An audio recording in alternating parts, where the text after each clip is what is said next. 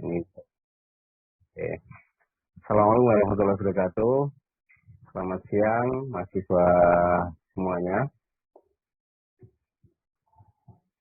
Semoga hari ini sehat selalu ya. Nanti sampai dengan akhir pertemuan di semester ini, tetap nanti pembahasannya tentang MSc internasional. Pada saat ini saya akan menyampaikan tentang analisis eksternal internal dari perusahaan global gitu ya. Jadi harapan saya dengan pembelajaran ini Anda dapat memahami ya bagaimana bisnis global itu dibangun, kemudian bagaimana mereka akan bertahan selama mungkin dalam persaingan global.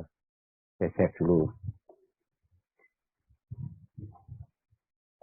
Oke. Sudah terlihat materi yang saya sampaikan? Sudah, Pak. Oke. Nah, ini ya judul yang hari ini saya sampaikan, faktor eksternal dan internal dalam strategi bersaing global. Nah, kemudian CPL dari materi ini nanti mampu mengidentifikasi, merumuskan, sekaligus menganalisis untuk menyelesaikan masalah-masalah di bidang operasi, kemudian keuangan, sumber daya manusia, dan pemasaran secara global. Kemudian mengidentifikasi, merumuskan, menganalisis untuk menyelesaikan masalah-masalah tadi yang muncul. Ya, ini yang menjadi CPMK-nya. Ya, kemudian untuk sub CPMK-nya, mahasiswa mampu menganalisis lingkungan eksternal dan internal. Ya, dan ini kan kalau berhubungan dengan global, nanti eksternal pun tidak hanya internasional, tapi lingkupnya keseluruhan. Sampai dengan kita membahas tentang geopolitik. Ya, kemudian mahasiswa mampu menjelaskan pengaruh lingkungan. Ya, kita lihat dari past competitive force ya, dari Porter ya. Kemudian untuk tujuan pembelajaran,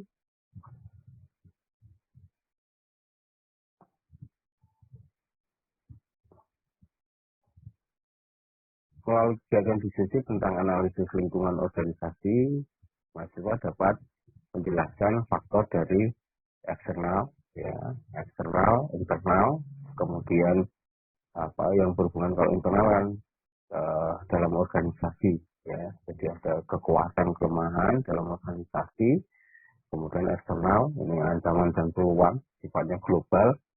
Kemudian melalui diskusi kelompok, mahasiswa dapat menganalisis strategi bisnis global. Apa yang akan dilakukan dengan kondisi yang ada, ya. Kemudian nanti akan saya sampaikan saya cuplikan video ya tentang lingkungan organisasi, kemudian sifatnya bisnis global sekarang itu seperti apa. Nah, nanti harapan saya mahasiswa mampu menganalisis ya, dari tayang video tadi. Nanti saya bagi dua, yang satu nanti bisa menjelaskan tentang eksternal internalnya, faktor eksternal internalnya, kemudian yang kedua mahasiswa dapat mengetahui strategi apa yang digunakan dari operasi global suatu perusahaan yang nanti ada di video. Kemudian akan saya berikan tugas juga ya nanti untuk menganalisis ya observasi. Nanti Anda menggunakan dari tayangan di YouTube ataupun Anda secara langsung di observasi terhadap perusahaan yang memiliki global ya jaringan global. Nah, ini yang nanti akan Anda lakukan. Kemudian nah, untuk materi tadi saya sampaikan lingkungan eksternal seperti apa, internal seperti apa. Kemudian strategi bersaing yang dikembangkan oleh Michael Porter ya, past competitive force gitu ya. Jadi ada 5 persaingan. Nanti saya jelaskan. Kemudian metode pembelajaran nanti membentuk kelompok, kemudian aktif diskusi dengan active learning, kemudian group investigation. Jadi Anda menginvestigasi, ya kalau bahasanya itu di kita ya menganalisis dari video yang saya sampaikan, kemudian mempresentasikan. Ya. Kemudian ada penugasan yang waktunya nanti dikumpulkan 2 minggu setelah pertemuan ini. Kemudian untuk melihat bagaimana ketercapaian dari JPL, kemudian melihat bagaimana mahasiswa memahami terhadap apa yang saya sampaikan pada pertemuan hari ini. Nah, nanti kita ada indikatornya, ya, menganalisis lingkungan internal eksternal berdasarkan video, kemudian menjelaskan strategi bisnis, kemudian tindak lanjut tadi yang saya sampaikan, Anda akan melakukan observasi terhadap objek perusahaan global, kemudian menganalisis lingkungan internal dan eksternalnya, ya. Kemudian mendokumentasikan diskusi. Jadi besok apa yang Anda dapatkan dari pengamatan itu Anda diskusikan, kemudian Anda rekam, ya, Anda rekam, kemudian Anda upload di YouTube, ya. Nah, ini target luar dari pembelajaran pada hari ini. Oke. Ya.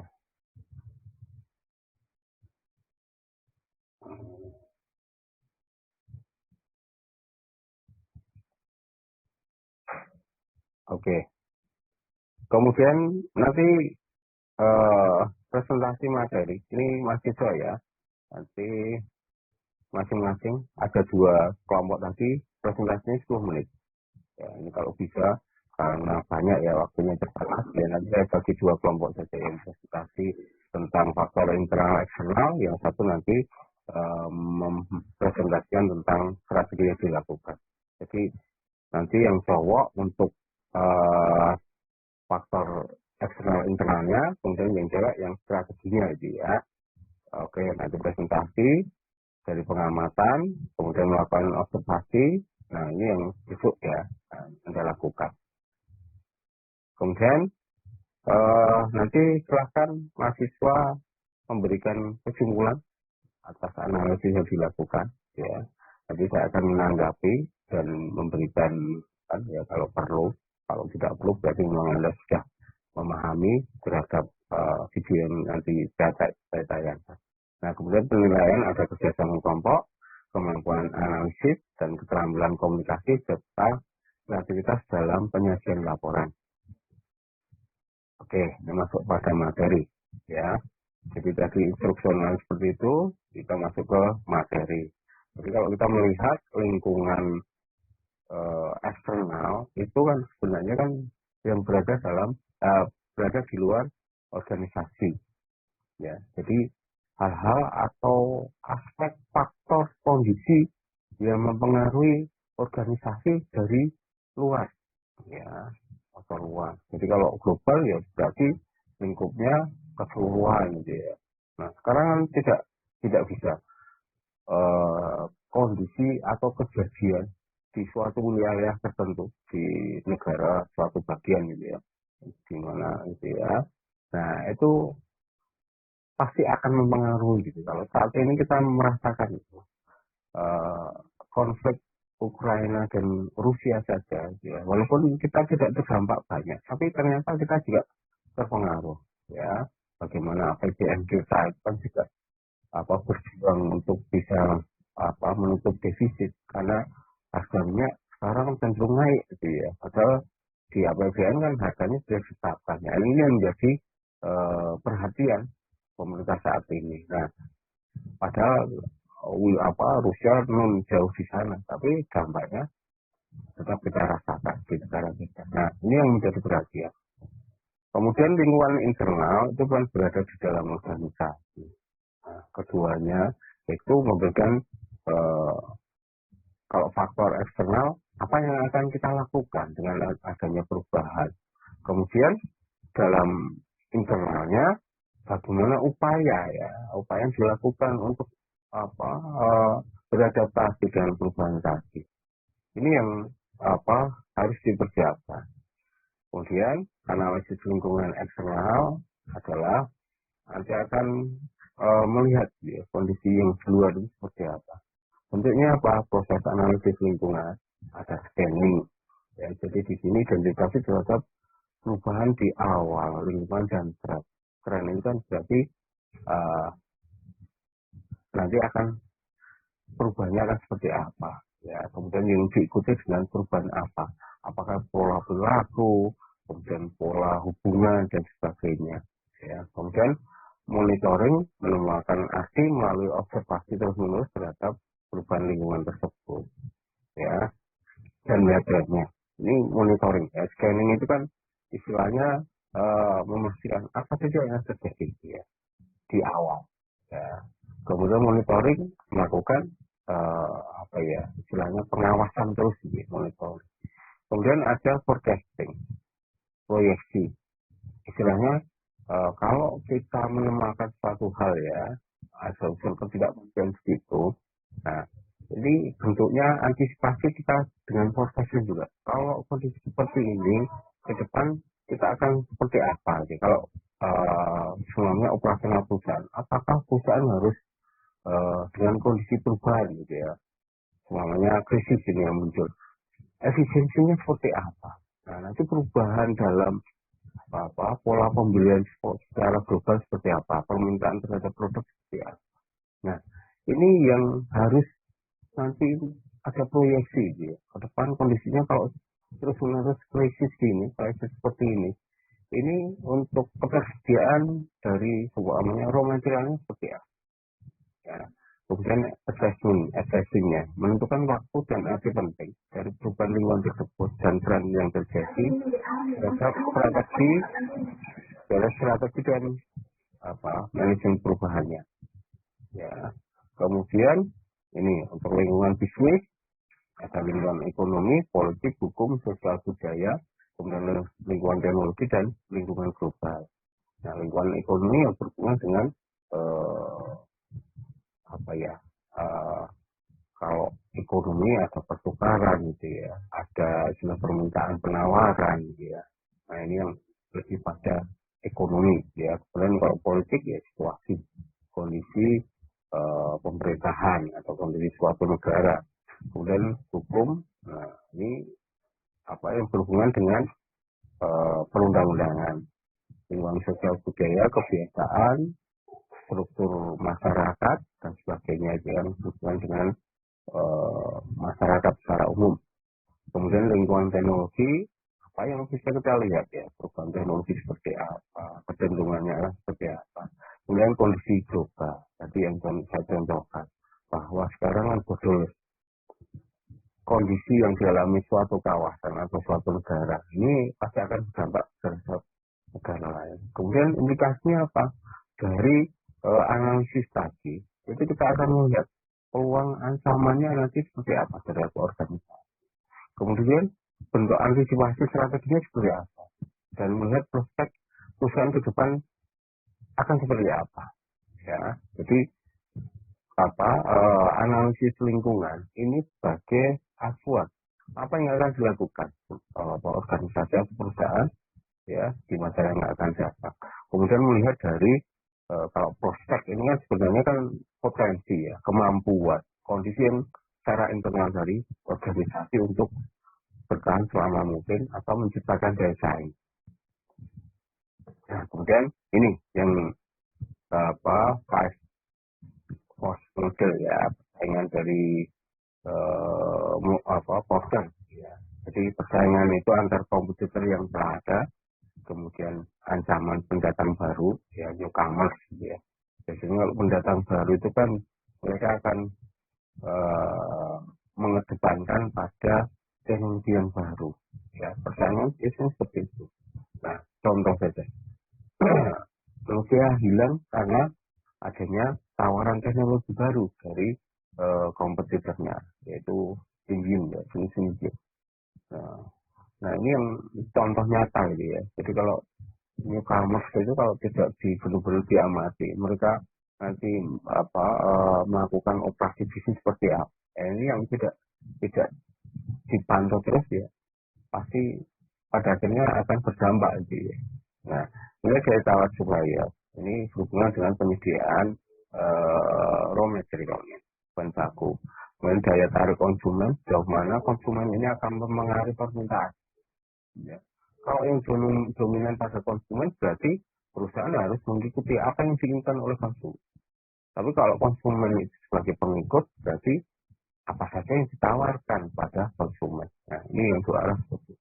Kemudian ancaman dari barang dan jasa substitusi. Nah, ada kalanya kalau raw material utama itu menciptakan cost yang tinggi, nah pasti akan mulai gitu ya, mencari produk lain gitu ya, lain sebagai substitusinya. Oke, gitu ya. Kemudian lingkungan persaingan suatu perusahaan akan dapat sukses dalam jangka panjang jika mengembangkan strategi untuk mengantisipasi terhadap ataupun beradaptasi terhadap perubahan lingkungan. Ada tadi yang saya sampaikan, jadi ancaman pendatang baru tadi yang new entrant atau newcomers tadi ya. Ini kecenderungannya dengan teknologi yang digunakan atau efisiensi dalam proses produksi. Kemudian persaingan dan perusahaan ini cenderung pada bagaimana mereka memperoleh ceruk. Sebenarnya kalau perusahaan itu masuk itu pasti akan menentukan segmennya gitu ya. Segmen yang dipilih nanti berdasarkan dengan kompetensi atau kemampuan untuk melakukan inovasi dari organisasi digital. Ya, jadi tidak hanya mereka ikut ya, saya bisanya seperti ini, tapi dia sudah membuat gitu ya rancangan bahwa segmen yang akan saya layani itu ini, gitu ya. Atau saya akan melakukan operasi di wilayah ini gitu ya. Nah ini sudah ditentukan di awal masing-masing. Nah, kemudian dari tawar penyalur tadi lebih pada bagaimana ini melakukan bargaining power ya supplier. Mereka akan melayani perusahaan yang seperti apa? Apakah mereka akan melayani semuanya? Atau kecenderungan mereka akan hanya melayani beberapa? Ya. Nah nanti perusahaan yang membutuhkan jasa dari supplier ini juga sama. Mereka apakah akan tergantung dari satu supplier atau beberapa supplier. Nanti berhubungan dengan ketersediaan. Kalau dengan satu supplier mampu untuk memenuhi semuanya ya oke gitu ya. Tapi biasanya mereka akan melakukan istilahnya beberapa gitu. Kadang kalau supplier itu kecenderungannya lebih tinggi, nanti kan perusahaan juga akan lemah posisinya.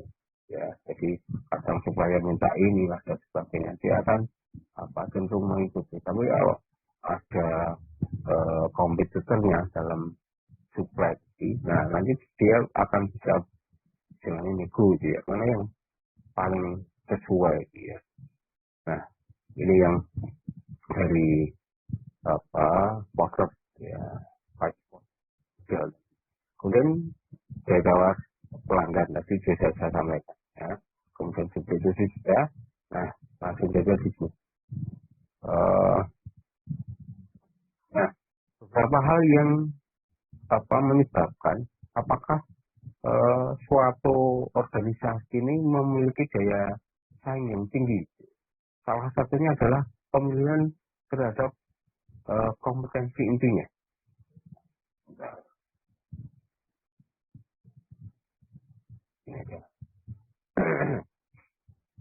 Nah, kita lihat dulu nilai apa yang akan disampaikan kepada pelanggan. Akankah perubahan lingkungan menyebabkan kompetensi inti menjadi usang? Ya. Apakah seperti itu? Ya. Nanti kita lihat. Apakah tersedia pengganti untuk kompetensi inti kita? Kompetensi inti itu kan berarti apa yang bisa kita maksimalkan dengan berbagai macam sumber daya yang kita miliki gitu ya. Organisasi akan menciptakan kompetensi inti berdasarkan sumber daya yang dimiliki. Nah, kemudian apakah kompetensi inti mudah dilihat atau tidak? Semakin susah diimitasi, itu berarti daya saingnya akan lebih tinggi. Nah, kemudian ini pertimbangannya ini. Ada 3 aset ya sumber daya yang dimiliki oleh suatu organisasi. Nah, dasarnya apa? Aset yang terlihat atau tangible, ya, ataupun yang tidak terlihat, intangible. Kemudian kapabilitas organisasi, aset yang terlihat, ya, kepemilikan mesin, teknologi, jumlah orang dan sebagainya, karyawan gitu ya. Tak terlihat itu inovasi yang dilakukan, kepemilikan knowledge ya, pengetahuan. Ya, ini yang ataupun kompetensi dari karyawannya. Ini yang intangible ya. Kemudian paten dan sebagainya ini penting. Sekarang persaingan itu kalau sudah punya lisensi itu kan agak susah untuk meniru. Nah, ada aturan gitu ya yang membatasi gitu ya. Kemudian kapabilitas organisasi, kemampuan jaringan organisasi gitu ya. Ini juga pengaruh terhadap daya. Kemudian karakteristik budaya yang berharga itu ada yang nilainya tinggi ya, value-nya tinggi. Ya. Jadi kalau punya karyawan yang motivasi internalnya tinggi ya, kemudian komitmennya juga tinggi, loyalitasnya tinggi. Ini value yang dimiliki oleh perusahaan terhadap sumber karyawan. Kemudian langka gitu ya, susah gitu ya, jarang-jarang dimiliki. Kompetensi tinggi, punya kemampuan spesifik, spesialisasi di bidangnya. Ini yang menciptakan daya saing. Kemudian suka ditiru tadi. Salah satunya kalau memang gitu ya, kemampuan untuk menciptakan suatu produk, menciptakan ya sistem yang dibangun itu tidak gampang ditiru, ini tidak akan menciptakan ya competitiveness ya atau daya saing. Nah, kemudian kemampuan dalam memanfaatkan ability to exploit, jadi memanfaatkan dari sumber daya tersebut, nah nanti dibangun gitu ya, semakin tinggi gitu ya. Sampai akhirnya perusahaan akan memiliki daya saing dan keberlanjutan. Daya saing kalau tinggi berarti keberlanjutan dari organisasi akan terus bisa diciptakan. Nah, sekarang kita bahas tentang kompetensi inti. Kompetensi inti itu kan berangkat dari input ya, dari suatu perusahaan. Input yang dimiliki seperti apa? Apakah mereka bisa menciptakan ya, bahwa input ini akan susah dimiliki oleh organisasi yang lain. Nah, ini juga sebagai sumber ya, nanti kompetensinya pada akhirnya nanti akan menciptakan ya integrasi dari berbagai sumber daya dan menghasilkan suatu kompetensi inti atau kapabilitas strategik. Biasanya tadi ya ada yang tidak bisa ditiru, punya value yang tinggi ya, terus jarang ya atau langka, punya sumber daya yang langka ya. Itu yang menciptakan ya untuk inti tadi ya, menciptakan produk karena raw materialnya ini khusus. Nah, ini khusus yang hanya paham itu yang organisasi tersebut ya, inputnya macam-macam ya, baik tenaga kerja, raw material, sistem, teknologi dan sebagainya ya. Kemudian nah ini kalau lingkungan internal, ada karyawan, manajemen, dewan direksi dan pemilik modal ya, ini sebagai kekuatan dalam organisasi.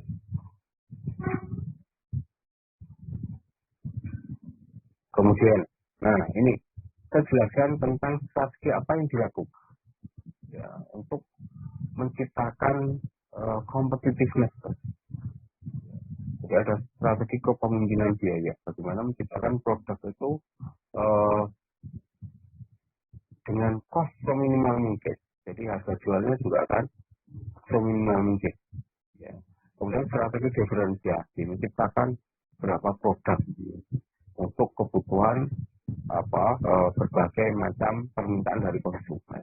Kemudian menciptakan inovasi, strategi inovasi, menciptakan hal-hal yang baru, perubahan dalam produknya, baik penambahan fitur ataupun menciptakan branding baru ya. Nah, ini sesuai dengan permintaan konsumen. Strategi pertumbuhan. Nah, mereka akan melakukan kalau meraih peluang di depan. Jadi pola lingkar ataupun di belakang apa apa backward linkage gitu ya. Nah ini strategi sebenarnya dilakukan ekspansi ke depan gitu ya. Jadi nanti sampai dengan bagaimana mereka akan melakukan distribusi secara langsung gitu ya, menciptakan market baru gitu ya. Nah kemudian backwardnya apa? Mereka langsung ya mengolah dari inputnya ya. Oke, itu kemudian persekutuan ya nanti jaringan. Nah ini yang akan kita bahas hari ini. Oke, nanti kita akan lihat ya videonya. Saya cukupkan saja ya, nanti sampai dengan uh, berapa menit lagi, 5 menit lagi itu ya.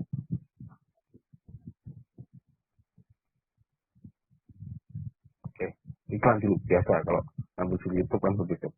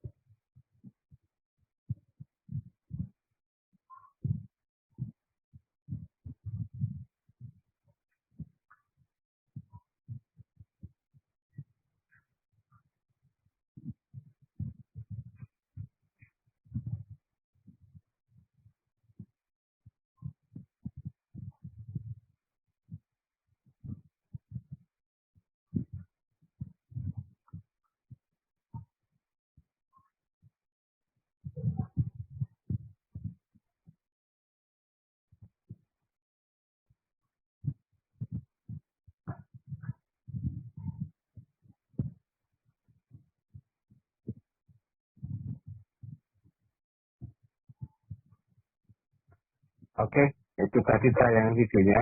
Apa yang sudah saya, oke sebentar, kok backgroundnya masih, oke sebentar.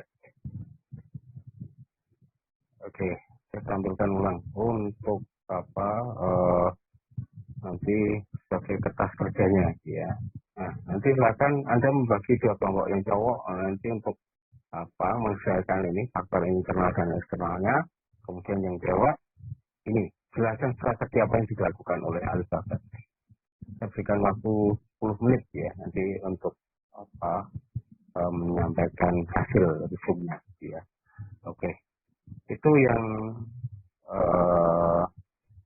bisa saya sampaikan ya. Silakan nanti sambil menunggu, nanti kita lanjutkan ya karena sudah time waktunya. Oke, silakan kerjakan dulu, nanti 10 menit saya akan hidupkan lagi. Oke, itu yang bisa saya sampaikan hari ini.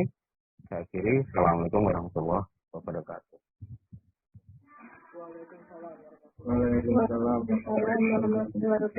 Waalaikumsalam warahmatullahi wabarakatuh. Saya N dulu ya.